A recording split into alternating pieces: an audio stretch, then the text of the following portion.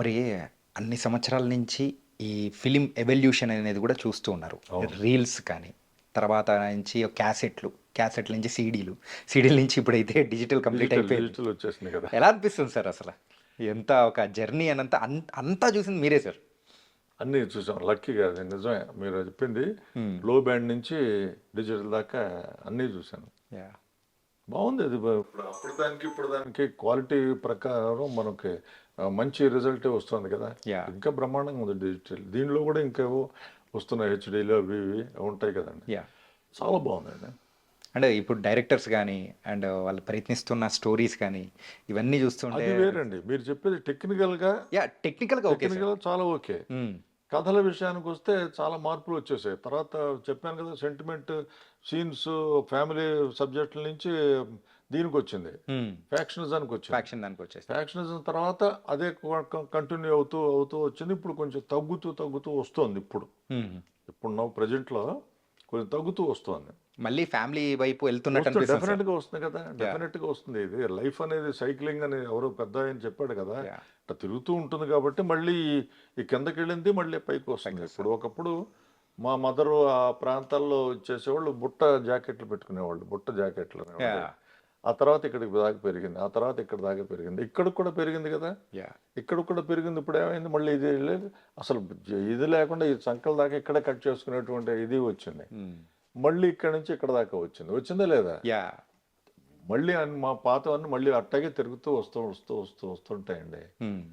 కాకపోతే ఏంటంటే అప్పుడు పరిస్థితులను బట్టి, అప్పుడు దీన్ని బట్టి ఉంటాయి. ఇప్పుడు మెలోడీ ఉన్న సాంగ్స్ రావట్లేదంటే అది వరకు ఘంటసాల గారు బాలు గారు కూడా చాలా మెలోడీ సాంగ్స్ చాలా పాడారు. హ్మ్. ఇప్పుడు వస్తున్నాయా అంటే ఇప్పుడు ఎవరన్నా మీకు ఒక ప్లేబ్యాక్ సింగర్‌ని గాని, వీళ్ళని గాని గుర్తుపెట్టుకోగలరా? లేకపోతే సినిమా నుంచి బయటకు వచ్చిన తర్వాత ఒక పాట చెప్పగలరా? డప్పు లేకపోతే డ్రమ్స్ లేకుండా. కొంచెం కష్టమే సార్. తక్కువున్నాయి. తక్కువున్నాయి. ఉన్నాయి. లేకుండా పోలేదు. ఉన్నాయి. తక్కువున్నాయి. తక్కువున్నాయి. మరి హ్మ్. అంత మార్పు వచ్చేసింది. హ్మ్. లిరిక్ ఏమిటో తెలీదు. మనకు సౌండ్ వినపడుతుంటుంది తప్పితే లిరిక్ ఏమిటో తెలీదు. హ్మ్. ఆ పరిస్థితి వచ్చేసింది. దీని నుంచి మళ్ళీ ఇవి తగ్గిపోయి మళ్ళీ వచ్చే రోజులొస్తాయి. యాహ్! అప్పుడు ఘంటసాల ఉండకపోవచ్చు. ఇంకోళ్ళెవరో ఉంటారు. ఇంకోడు గాయకుడు ఎవరో వస్తారు పైకి. హ్మ్. ఆయనే చేస్తాడు. అదైతే లైఫ్ అంతేనండి. సార్ మధ్యలో కొన్ని సంవత్సరాలేమో నంది అవార్డ్స్ అనేది కూడా కొన్ని కారణాల వల్ల ఇవ్వలేదు. మళ్ళీ అనేది రీస్టార్ట్ చేశారు. సో, యాస్ ఎ ఆర్టిస్ట్‌గా కానీ అండ్ ఎలా అనిపిస్తుంది సార్? ఇది మళ్ళీ రీస్టార్ట్ చేసిన తర్వాత ఒక అవార్డ్స్ గాని ఇస్తూ ఉంటే ఎలా అనిపిస్తుంటది? అంటేనండి మొదట్లో ఫస్ట్ నంది నాటకోత్సవాలు పెట్టినప్పుడు హ్మ్. నేను స్క్రూటినీ జడ్జిగా వెళ్ళాను. ఓకే. వెళ్ళిన తర్వాత నంది నాటకోత్సవాల్లో పార్టిసిపేట్ చేస్తే బాగుంటుందని అందరూ అన్నా కూడా ఒకసారి జడ్జిగా వెళ్ళిన తర్వాత ఇక నేను మళ్ళీ ఒక నటుడిగా అక్కడికి వచ్చి పోటీ ఇవ్వటం అనేది భావ్యం కాదది. హ్మ్. ఎందుకంటే నీలో ఈ తప్పు ఉంది, నీలో ఈ తప్పు ఉంది అని చెప్పేవాడు కదా జడ్జి. యాహ్! ఈ నాటకం బాగుంది, ఈ నాటకం బాగలేదని తీసేసి మంచి నాటకాలనే తీసుకొచ్చి స్క్రూటినీ జడ్జిగా అక్కడ పెట్టాం. హ్మ్. అప్పుడు నూతన్ ప్రసాద్ ఇంకోళ్ళు ఎవరో జడ్జెస్గా ఫైనల్ జడ్జెస్గా ఉన్నారు. ఆ తర్వాత మూడో సంవత్సరం, నాలుగో సంవత్సరం నుంచి నేను మెయిన్ జడ్జిగా కూడా కూర్చోవడం మొదలుపెట్టాను. ఓకే. సో ఇప్పుడు మనం నాటకం వేయటం అనేది పద్ధతి కాదు. అక్కడితో నంది నాటకోత్సవాల వరకు. ఓకే. బయట మళ్ళీ వేయొచ్చు. హ్మ్. అందుచేత అట్లా వస్తూ అట్లా వచ్చాను. అప్పట్లో మొదటి సంవత్సరం చాలా అద్భుతంగా జరిగిందండి. రెండో సంవత్సరం కూడా ఏం చేశారు, జోనల్స్ పెడదామని జోనల్‌గా పెట్టారు. 3 రకాల జోనల్స్. హ్మ్. అటు ఆంధ్ర, ఇటు తెలంగాణ అండ్ రాయలసీమ అని హ్మ్. పెట్టారు. ప్రతి 2 జిల్లాలకి ఒక జోన్ అనేదో అట్లా పెట్టినట్టున్నారు. అప్పుడు సరిగ్గా గుర్తులేదు. హ్మ్. గుంటూరులో వాళ్ళు నాటకం వాళ్ళు ఆ జోన్ వాళ్ళు రెండే 2 నాటకాలొచ్చాయి. ఆహా! 2 సెలెక్ట్ చేయమన్నారు గవర్నమెంట్. మంచి నాటకాలు 2 సెలెక్ట్ చేయండి అన్నారు. వచ్చినవే 2 అవే సెలెక్ట్ చేయాలి. అవే సెలెక్ట్ చేయాలి. యాహ్! అందుకని ఏంటంటే స్క్రూటినీ జడ్జిగా వెళ్ళినవాడు ఏం చేశాడు, ఒకటి తీసేసాడు. అస్సలు బాలేదు అని చెప్పి తీసేసి ఒక నాటకాన్ని సెలెక్ట్ చేశారు. హ్మ్. వాడు కోర్టుకెళ్ళాడండి. ఇప్పుడు ప్రైవేట్ కాంపిటీషన్స్ కండక్ట్ చేసేవాళ్ళు వాళ్ళ దగ్గర కోర్టులు ఇవేమి నడవవు. హ్మ్. గవర్నమెంట్‌ది కదా!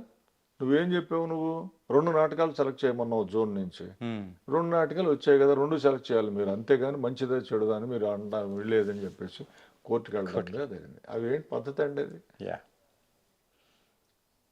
పద్ధతి కాదు. క అట్లా మార్పులు వస్తూ ఆ తర్వాత జడ్జిమెంట్స్ మీద కామెంట్స్ వచ్చాయి. హ్మ్.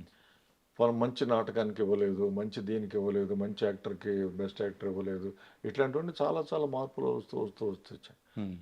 ఇవన్నీ భరించలేక ఆఖరికి ఏం చేశారు, ఎవడు అప్లై చేస్తే మొత్తం అన్ని నాటకాలు వచ్చేసేయండి. ఆహా! బాగున్నాయా బాగోలేదో స్క్రూటినీ చూడం. ప్రతి దీనికి 10,000 ఇచ్చేస్తాం. హ్మ్. ప్రతి నాటకానికి 20,000 ఇచ్చేస్తాం. ప్రతి పౌరాణిక నాటకానికి 25,000 ఇచ్చేస్తాం. రండి ఎంతమంది వస్తారో అంతమంది రండి. అంటే అందరికీ ఆపర్చునిటీ వస్తుంది అనేది వాళ్ళ భావన. రైట్. అందరికీ ఆపర్చునిటీ వస్తుంది. ఈ తగాదాలు ఇవి ఉండవు. హ్మ్. వచ్చేసేయండి మీరు ఏది బాగుంటే దానికి ప్రైజులు ఇస్తాం అని చెప్పి వాళ్ళు చెప్పారు. ఒక 4, 5 ఊళ్ళల్లో కర్నూలు, విజయవాడ, గుంటూరు, విశాఖపట్నం, హ్మ్. హైదరాబాదు ఇక్కడ అన్ని చోట్ల జరిపారండి నాటకోత్సవాలు. ఓకే.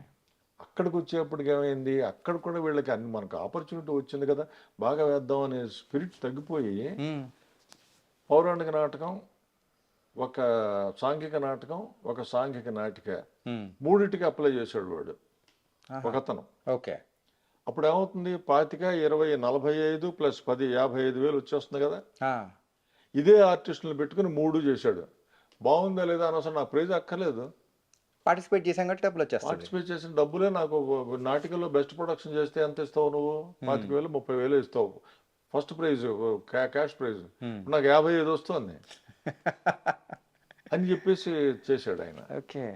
సో ఎట్లాగా మనం ఒకటి ఆలోచిస్తే ఇంకో విధంగా ఏదో విధంగా ఒకటి పుడుతూనే ఉంటుందండి. హ్మ్.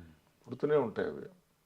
అందరూ మంచివాళ్ళని ఎవడో చెప్పడు, అందరూ చెడ్డవాళ్ళని ఎవరో చెప్పడం. హ్మ్. మీకు మంచి బ్రహ్మాండంగా సినిమా నచ్చింది, ఇంకోటి ఏదో అందులో ఒకటి చూపిస్తాడు లోపం, వాడికి అది తట్టింది మరి వాడికి అట్లా. ఓకే. మనం ఏం చేస్తాం దానికి, మనస్తత్వాలు రకరకాలు ఉంటాయి కదండి. అట్లా వస్తూ అట్లా మార్పు వచ్చింది ఇప్పుడు నాటకాలకి. దాంతో మూసేశారు అసలు. హ్మ్. అక్కర్లేదు ఇవి అదో గొడవ, ఇవన్నీ ఎవడు పడతాడు, ఇవన్నీ కోర్టు కేసులు, ఇవన్నీ అక్కర్లేదు, మూసేసేయండి అన్నారు, మూసేశారు. తర్వాత వచ్చిన ప్రభుత్వం అసలు పెట్టలేదు అనుకోండి, పూర్తిగా కంప్లీట్గా దాని మీద దృష్టే పెట్టలేదు.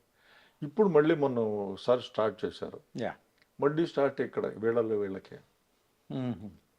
మళ్ళీ వాడికి వచ్చింది, వాడిది కాదు మాకు రావాలి, ఇవన్నీ అదొక లోకం. అదొక కరెక్టే సార్.